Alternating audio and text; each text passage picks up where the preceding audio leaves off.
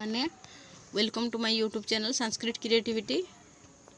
Video टी देखा पूर्व पिला माने चैनल टी सब्सक्राइब करंतु, वीडियो को लाइक करंतु, शेयर करंतु एवं पाखर थवा ऑल नोटिफिकेशन को ऑन कर दियंतु, जहाँ द्वारा कि आपण माने समस्त प्रकार नोटिफिकेशन आपन को मिल पारिबो।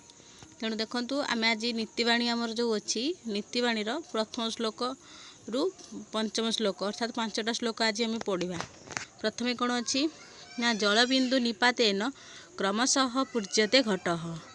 जलबिंदु निपातेन टोपा टोपा जलबिंदु पड़िबा द्वारा क्रमशः अर्थात धीरे धीरे पूज्यते अर्थात पूरण होता है घट अर्थात माठिया।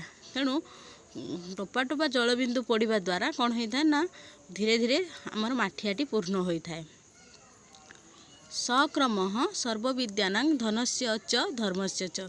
से भली भाबरे आमे विद्या द्वारा कौन करि परिबा ना धन को आयत्त करिबा, धन द्वारा आमे धर्म अर्जन करि परिबा। बुझि पारिले पिला माने। द्वितीय श्लोक आमर कोन अछि उपदेश हि मूर्खाणां प्रकोपाय न शान्तये। उपदेश हि मूर्खाणां प्रकोपाय न शान्तये पयः पानं भुजंगानां केवलं विषवर्धनम्। अर्थात उपदेश हि मूर्खाणां जदि आमे कोनोसी मूर्ख को उपदेश देबा, उपदेश ही मूर्खाणां मूर्ख मानक उपदेश देले प्रकोपाय प्रकोपाय अर्थात सेमानकर क्रोध न शान्तये अर्थात शांत होई न थाए। जदि आमे मूर्ख मानक उपदेश देबा ता द्वारा सेमानकर क्रोध शांत होई न थाए। जे भली भाबरे पयः पानं भुजंगानां अर्थात जदि आमे साप को कौन करबा ना पय अर्थात क्षीर देबा केवलम विषवर्धन किंतु तार दंशन रे हमको कौन मिलिबो ना केवल विष ही मिलिबो। तृतीय श्लोक अछि कोन ना नारिकेल समाकारा दृश्यन्तेपि हि सज्जना। अर्थात नारिकेल अर्थात कौन रे नड़िया, समाकार अर्थात सदृश, दृश्यन्तेपि देखा जाती। केउ माने देखा जाती नड़िया भलिया ना सज्जन अर्थात साधु व्यक्ति माने। साधु व्यक्ति माने आमर नड़िया सहित तुलनीय, कारण जेपरि भाबरे नड़ियार उपर अंश कठिन हेले मध्य तार भितर हमको सुमिष्ट जल सहित सुस्वादु खाद्य मिली थाए।